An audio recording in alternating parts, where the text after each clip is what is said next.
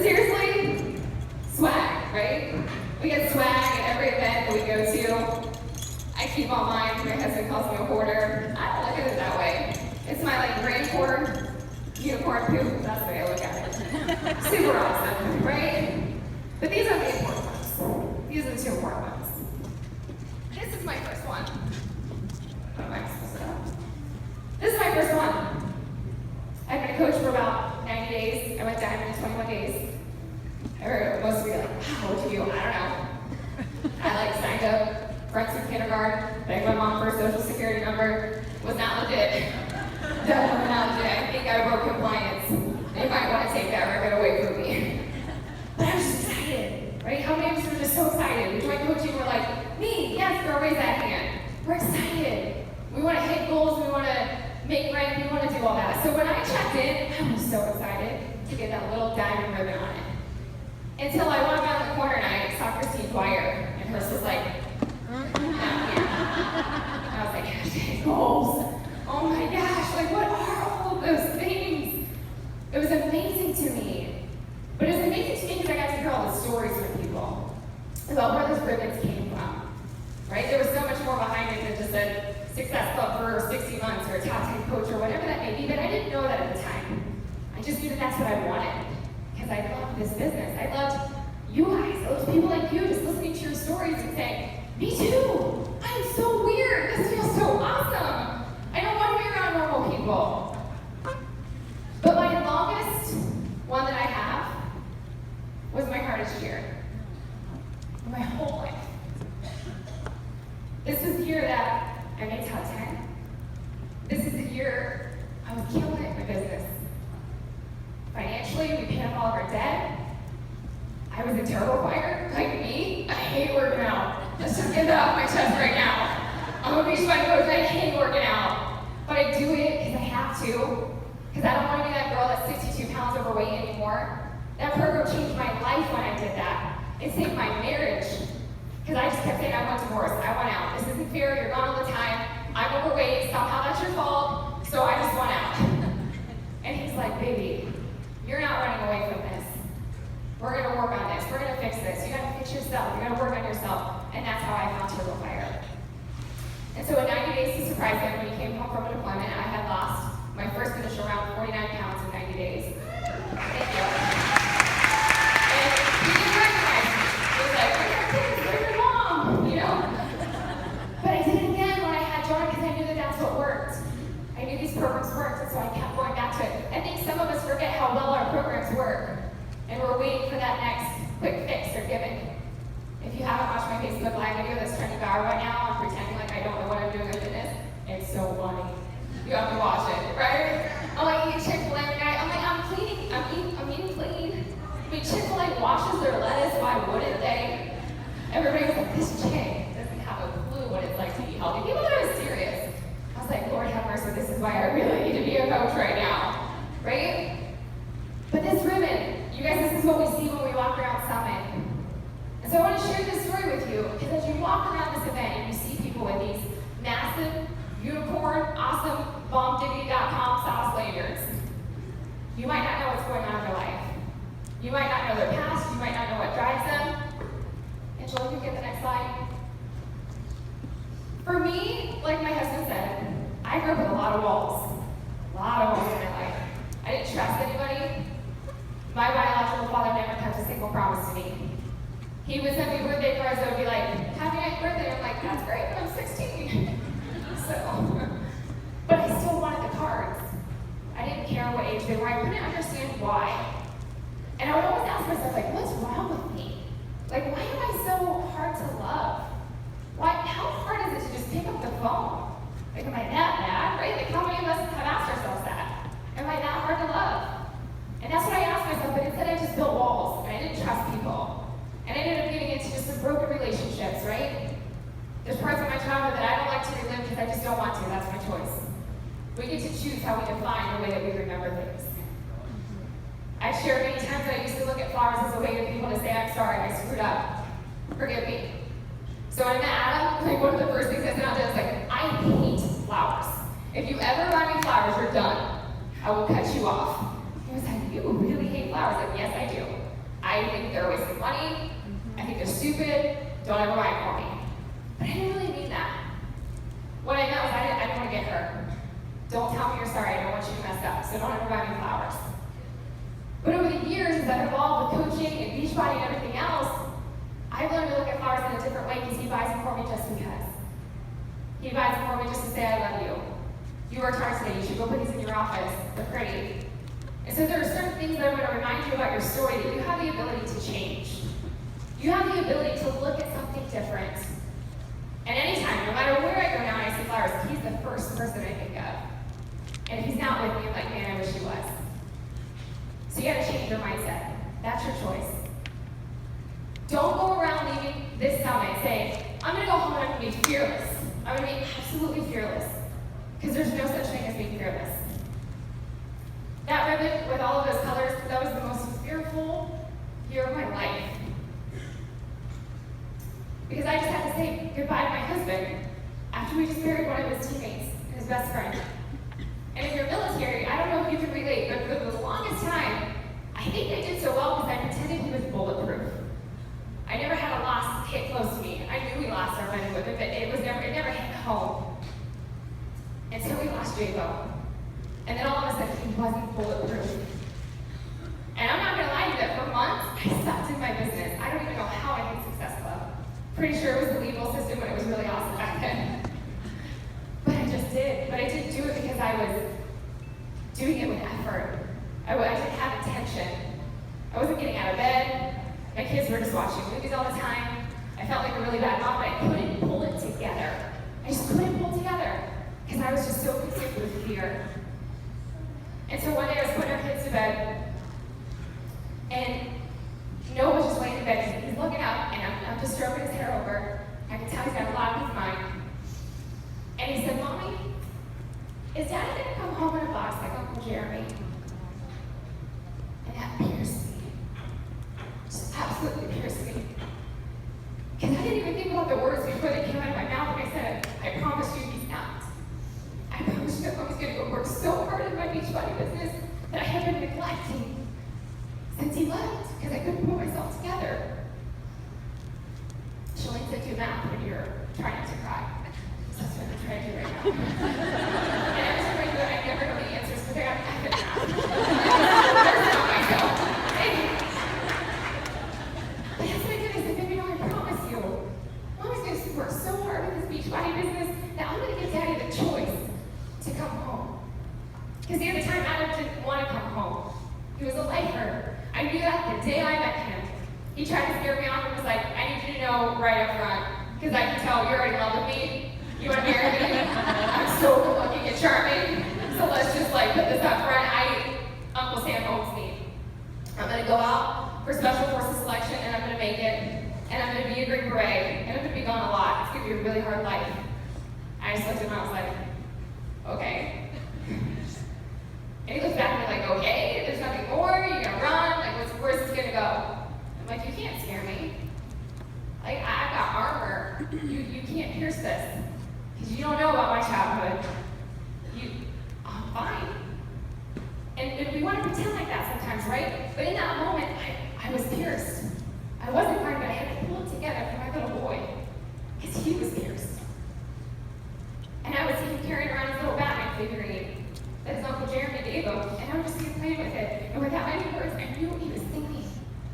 And so those were the days as I'm sitting behind my computer and I'm messaging people, and that's when I look over and see that was motivation.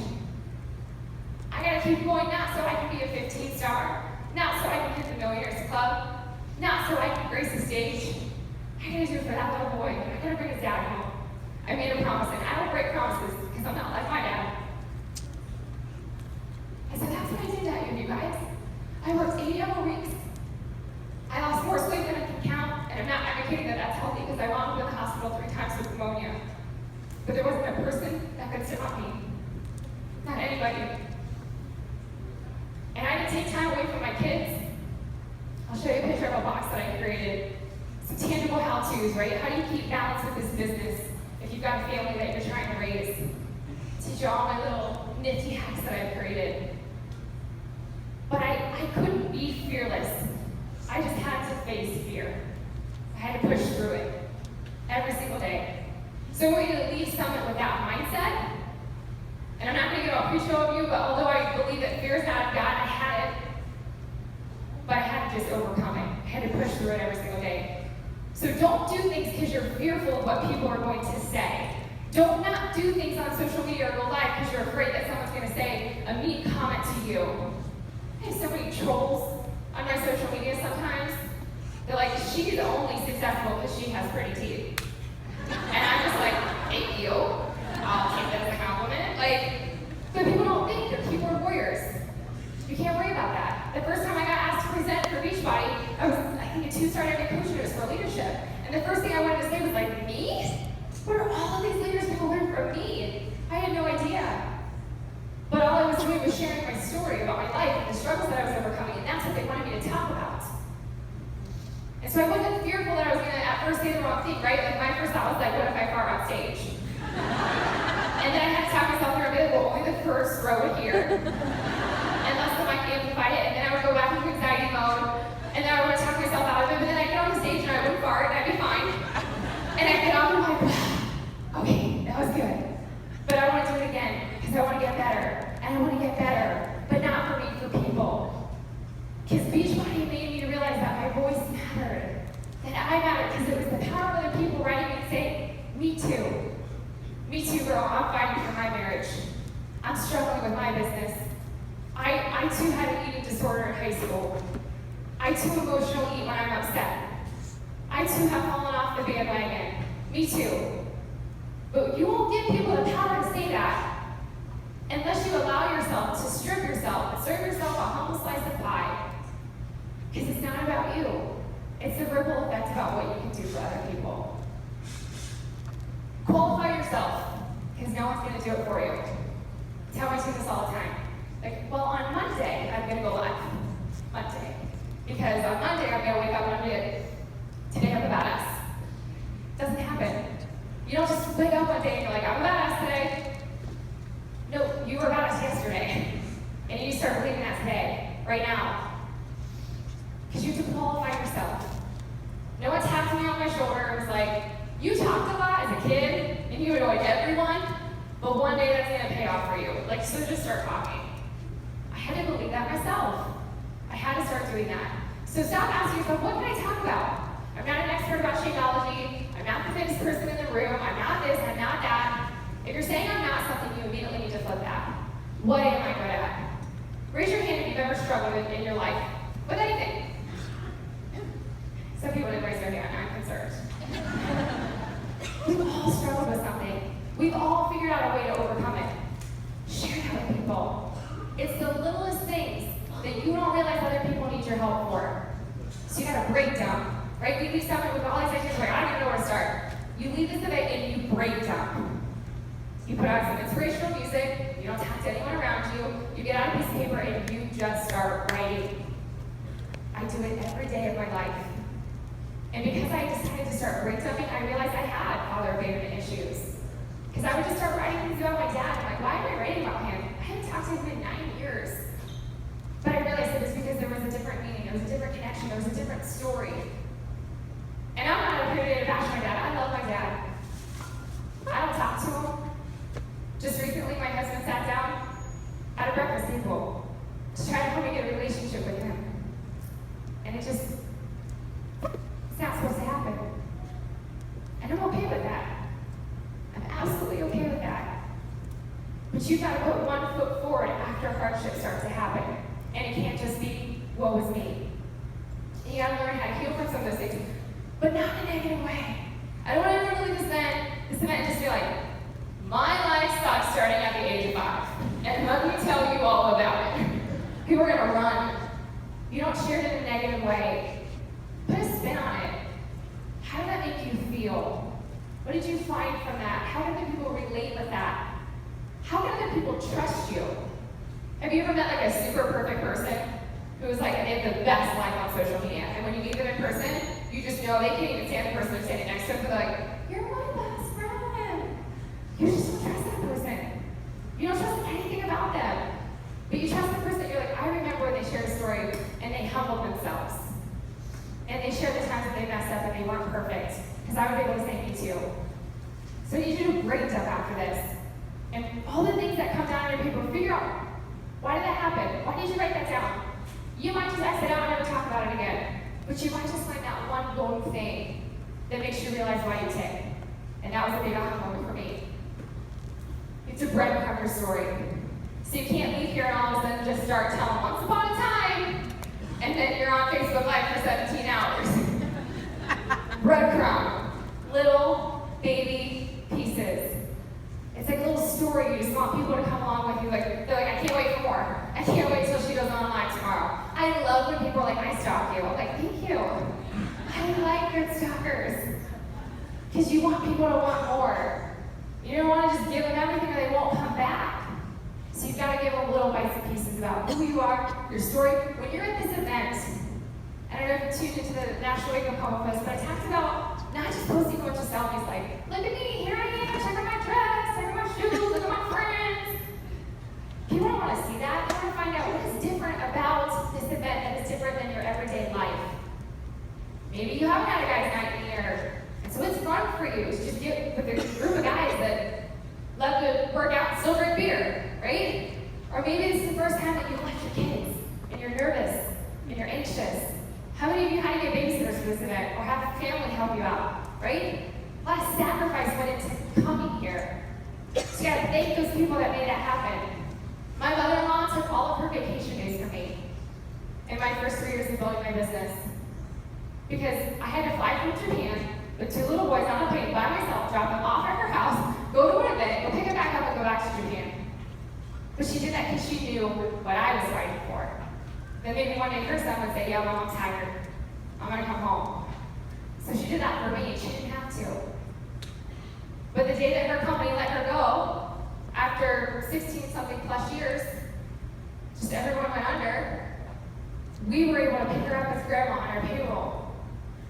Because it's a ripple effect. The more you give, the more you get.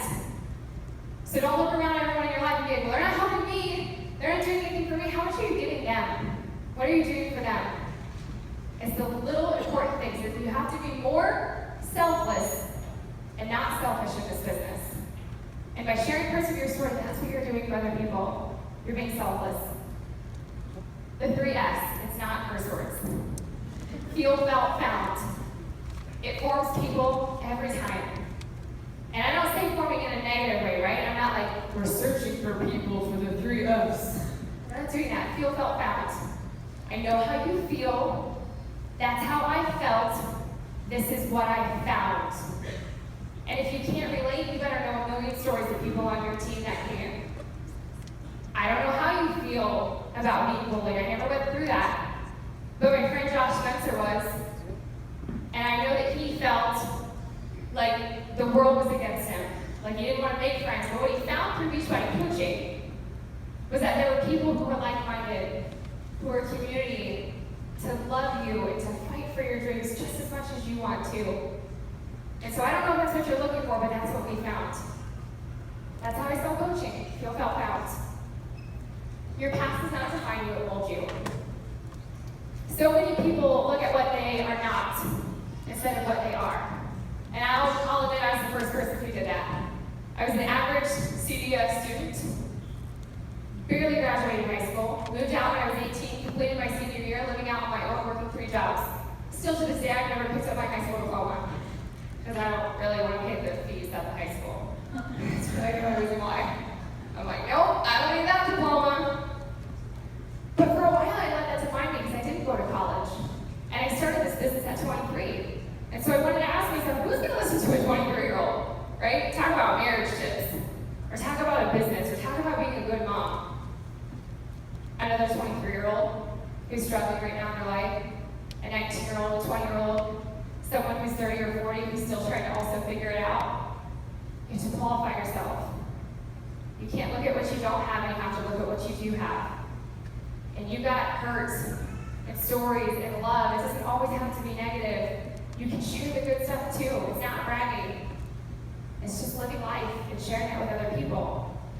But you can't let your past define you. Be intentional with your days. Don't let them control you. There are so many days where I would wake up like, what happened? I went to Target for toothpaste. I I came home with a $200 bill. I forgot toothpaste in my house. It's a mess. What happened? And then my husband's like, how's coaching going? I'm like, I don't know, I'm so busy. I have like no time to do any of this, right? You have to be intentional about your days. You have to schedule power hours. And everyone's power hour is going to look different in this room. Because I don't know what you need to work on in your life. I don't know if you need to talk to more people on social media. I don't know if you need to make more Facebook Live videos. Everyone's life is going to be different, but you've got to create that power hour for you. And don't be afraid to have multiple ones and switch it up. My days don't always look the same. But I knew I had to get solid time in. Because I didn't have a lot of time, in my opinion. Every day that he was gone was a day that I didn't know if I was going to get a phone call. I didn't know if I was going to see him on social media like we saw Jeremy that day with an RIP. And that was the time that I was willing to risk. And so I just went super fast in my business. And so to some people on the outside, right, they're like, oh, she's addicted to work. She loves the recognition. She loves the awards. And a part of me wants to tell you that that's okay. Because when I was in high school, I never really felt a part of any of those cliques. Or I wasn't excited about getting the yearbook every single year. I wasn't excited about anything. I wasn't voted like most to be anything, right? I didn't care about any of that stuff. But when I got to Beachbody, it was people like Jeff Hill who made me feel like he was my father figure. I started calling our CEO Uncle Carl, because why not, right? They became my family, because they were the people that I talked to when things were hard. And that's what you gotta lean on. You should leave this room with 10 people that you've met, that you didn't know before this event, and you actually be each other's crutches. You actually be supporting each other, giving each other's idea. I am so sick and tired of so many people guarding what they have, like it's a secret sauce.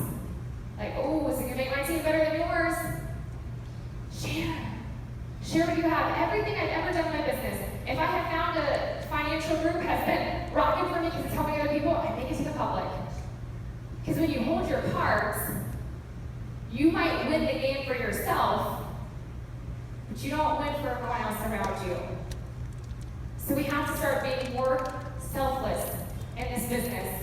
And remind yourselves every day, the more I give, the more I get. The more I give, the more I get. I didn't feel like I had a lot to give when I first started, but I would reach out to other leaders. And instead of saying, I really want this business to work, can you tell me your top 2 tips? Can you tell me what I'm doing wrong? That's annoying. No one will answer you. But instead, you can reach out and say, I really respect you. I've been following you for a really long time, and I don't know if this could help you, but this has helped me in my business. If you feel called to use it with your team, please do. That person's going to remember that you gave to them without asking. And so then maybe down the road, like all these amazing people that spoke for free on their own time, I call it a favor. Because I've done things for them all the time. I went to Belize with Amy Silverman, and I trained some of her team. I didn't get paid to do that. I got to go to Belize and hang out with people. Like my kind of weird people, right? Mindy and Lee all the time giving me tips on how do I not kill my husband during this business. Like, well, let me tell you. Lee's like, just have sex with him more. Right? But everyone was just helping me and pouring into me. And so when you ask for those favors, those people will be like, yep, and right here. I would love to do that for you. Next slide, Angela. This is hard. Some of you might have this hard right now. Some of you might be police officers. And that's hard for you, right? Some of you might be military, and that's hard for you. But your every day-to-day life, if you have a roof over your head, you don't have bullets flying at you left and right, that's not hard. That's just life. But this was hard. So the times where that Beachbody was hard, and I didn't know if I could hold 15 stars in 6 weeks, and I didn't know if my team would want to do it, because I didn't want to put that on them. For me, I wouldn't never want to do it. I didn't know if making top 10 was going to be hard. I had to remind myself, that's not hard, this is hard. And so you got to remind yourself, what is your heart? Why are you going to keep talking? Why are you going to keep reliving your own story and sharing it? Because I don't want people that think you're being forgotten.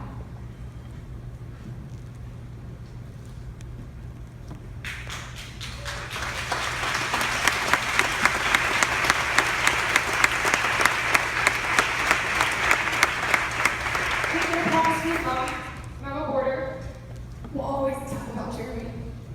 We'll always let him live on. Because he fought and died for our country. He was the brother of my husband, and uncle to our kids. He lied to me that he had 2 cars when mine broke down, so I would drive his, and I found out he was walking everywhere. But that's just the kind of person he was. And so I'm not going to hold back, right? I'm not going to hold back my life and what I feel I can share and not impact the lives that I can, because the proceeds to this go to save a warrior. That's what I feel called to do.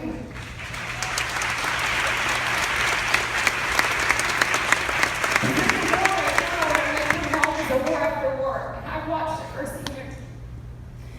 When you hit a part in your business, right, you think everything's going to be great. This is awesome. I hit the millionaire circle. We built our house together.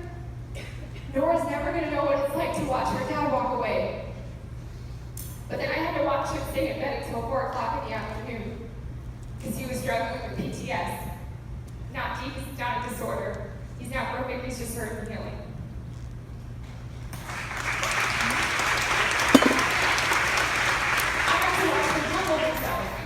Facebook Live one day, he just said, come here. I had to do something and I needed to sit down. I didn't know what he was going to do. All I saw was a bottle of J-Bo's drink, a gun, 22 bottles of pill medications from the VA, and his phone props up on a tripod. But I didn't ask questions, I just sat there. And he went live about being addicted to prescription drugs from the VA. And that wasn't my story to tell. That was his. But behind the scenes, I had to still work my business. Because all of a sudden, I got this pressure, right? All of a sudden, I'm carrying our family. He provided for us for so long, now it's my turn. But I couldn't share that struggle. I had to just keep going. I had to just keep pushing through fear and keep loving him. I couldn't be mad at him. So I told him one thing. I don't care what time you wake up. I don't care if it's 6 o'clock. When your feet hit the ground, find me in the house and just hug me. That's your only mission. And that's what he would do all the time. He would just come hug me. And I knew it because I knew what it felt like to be isolated. I knew what it felt like to want to just push everyone out of your life, because that's easier to do than let people in and to heal with you and to help you. And so a lot of you are afraid to do that right now because you're afraid to let people in. You're afraid to get hurt. You're afraid to break down those walls, but you have to. Because since he did that and his video went trending semi-viral, we have message after message after message after message of people saying, I almost took my life, but not today. Not today because of you.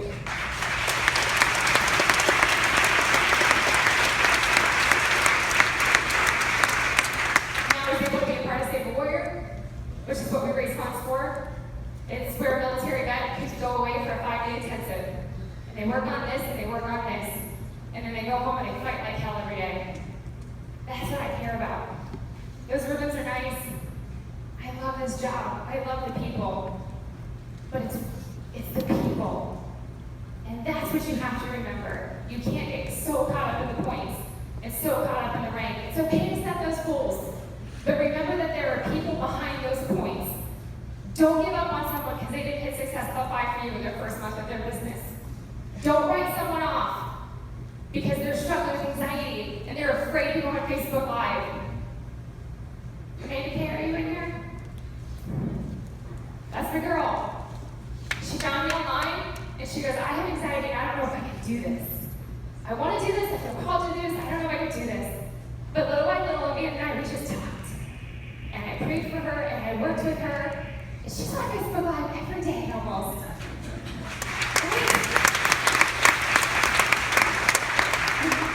That's what gets me going. That's what gets me going. Standing in the audience and watching my team walk across that stage and knock out Empire. Because they did this. This isn't a one-person show. This is a team. This is all of us. Raise your hand if in the last 5 years you've liked a picture of mine on Facebook, you tuned into one of my videos, you've shared something, you prayed for my husband, anything. You guys are why he's home. Because that kept me going. And so you gotta remember, you have that power for other people.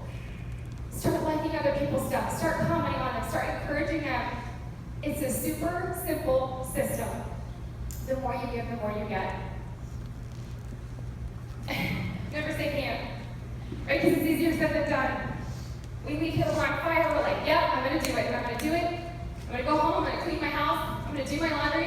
I'm not going to forget that I put the laundry in the washer. I'm not going to run it 3 times. I'm going to put it in the jar, I'm going to put it away. And then that doesn't happen still in my life. It doesn't happen. I'm sorry, Lord. I do my best. I can't be perfect in all areas. Hence why I forgot my clothes for this event. They're in the dryer. But there are times you're just going to be like, I can't do this anymore. And there was a day that I didn't know he was watching. And I just fell up against a wall in my office, and I slid down into tears, and I was just crying. And I was like, I can't do this, God. I can't do this anymore. I can't do this. And I just kept saying that. And that little boy came from the corner and said, Mom, you always told me never say can't. Anything's possible. Mom will help you. Do you want me to feed the cats? And I was like, I do. I don't know if they ate today. We have 4. It's really bad. But never say can't. Right? It's amazing to be a kid and to just see everything with glass half full. We rented a mansion for our team and we thought it was going to be awesome. It was so hot yesterday. I was sweating so bad. My kids were like, look at these pillows. These are nice, Mom. Did you check this out? I'm like, yes. I'm like sweating, right? But that's kids for you. Never say can't. You gotta keep your family at the forefront. This business can do incredible things for your lives. It can provide you financial freedom. It can get rid of debt. It can strengthen your relationships. It brought me and my mom together. And there was a part of my life, I didn't know if my mom and I were going to have a good relationship. And now she's one of my almost 2-star diamond coaches. And she does this full time, and I haven't given her a single coach, even though at times I think she's wanted me to. But it brings people together. It has healing over time. It's so much more than a fitness program or a baggage technology. Although those things are incredible, it's not all that it can do for you. But you gotta keep your family at the forefront. If that's what they're fighting for, don't push them to the wayside. We ended up creating a family box because the boys said that all my friends were in my phone, and I didn't talk to anyone else and they thought I needed help. True story. And so we created a family box, and every day when they come home from school, my phone would go in the box, as well as my laptop. And I cut a little hole in the back with a charger. I could have got a better box, but they associated it with turbo fire, like, you have problems, so let's fix it with this. And then they decorated it with scissor stickers, probably scissors too. And that was our family box. And that was my way of saying, I'm doing this for you. You're more important to me than a successful point or a challenge pad. But that means when you're in bed, I better work. And I better wake up early. And I better be intentional about my days. Because I'm doing that for them. And you might be doing it for your whole family. Ripple effect, right? My mother-in-law, she gets to be at our house 3 days a week now as grandma, and have to worry about her going to go find another job. Nora doesn't ever have to see her dad go. He gets to be present every day. I feel like singing Kelly Clarkson, because when she made that song, Piece by Piece, that's my life. I don't know how she knew that, but it's fine. But that's what this business has done for me, is this. We're whole. I got to buy my husband's dream car, Hellcat. And that was hard work, because we're not into things at all. And there's time, relationships, missionary trips. My team and I were on a missionary trip to South Africa next year to build homes for people. Because I was like, guys, we've taken enough retreats. Let's go do something else. But it's that. Or it's that on a dime, my son being like, I know Superman or Spider-Man is real. I know he is, no one's lying to me. He lives in New York City. And Adam came to me, he's like, we need to go to New York City this weekend. Like, we just do, let's go. And I'm like, all right. So we packed up, we went to New York City. He met 2 really bad Spider-Mans at first. And he is like, I know you're not the real Spider-Man because he is actually fit. And I was like, okay. So I just, here's the money, just here. But it was her own fault because they're just like,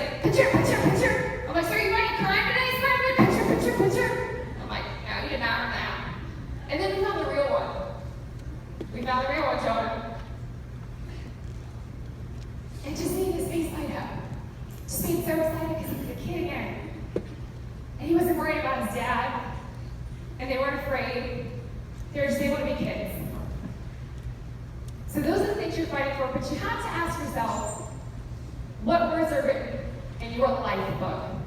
Right? Because we're not in high school anymore. Some of you might be, and if you are, I am so proud of you for being here. But what is in your life book? Are you climbing the wrong mountain? Are you worried about the things that are important? My friend Natalie Jill talks about how she thought she had to be a New York Times bestseller, and she was crushed when that didn't happen. But her daughter reminded her that the guy who writes all the bad kitty books has never been a best-selling author, and he just keeps writing books that are really good. And that's you guys right now. You're writing books every single day that people want to read. You just gotta let them in a little bit more. And you gotta remember what words are written in your life book. And a way to do that, this for me is my system. I keep this in front. It's a picture of me as a little girl in her house that back then I thought was amazing. Going back as an adult, I didn't know it was run down. I didn't know my mom busted her ass as a single mom for years just to keep that roof over our heads. Because she didn't tell me anything bad about my dad. Until I was 18, I had to cry and ask questions. But I have a microphone in my hand, and I'm sitting in just dirty clothes. I was a tomboy. You wouldn't guess it, but I was a huge tomboy. And I fill it with letters that I get, cards, people telling me that their marriages are saved, people telling me that they don't want to take their life anymore, people telling me that they matter, that I made a difference for them by a video that I said, or something I said on a stage, or whatever that may be. This is what I worry about. What are other people saying that I'm able to do for them? Because if I'm not pouring into other people, what am I living for? Right? What am I doing? If I can't be the best contributing person that I absolutely can be. So when you leave this event, don't leave here thinking, I can't be like them. I have integrity, I can't speak on the stage, I can't possibly go on Facebook Live. If you fart on Facebook Live, they absolutely won't hear you. And then you have the choice to just go delete that. But so many of you are holding back so much of your potential. Don't do that. Because this is a ripple effect. There's a reason why our event grows double every year. Why does that keep happening? Is it because Country Heat came out? Maybe. But it's because people just keep inviting people. And they keep sharing stories. And they keep humanizing themselves with them. And I ask you to do that. I ask you on the count of 3, as loud as you can, because I'm not asking you more than once. I promise. On the count of 3, I want you to scream as loud as you can. There were people on this study like, that's a self-help convention. We need help. On the count of 3, I want you to scream, my voice matters. 1, 2, 3. My voice matters! It does. Believe that. Every day, your story matters. It doesn't matter if you're an Emerald coach right now, or you're a diamond, or you're a 15-star. You're a person. You have to believe that your voice matters. Thank you guys so much for being here.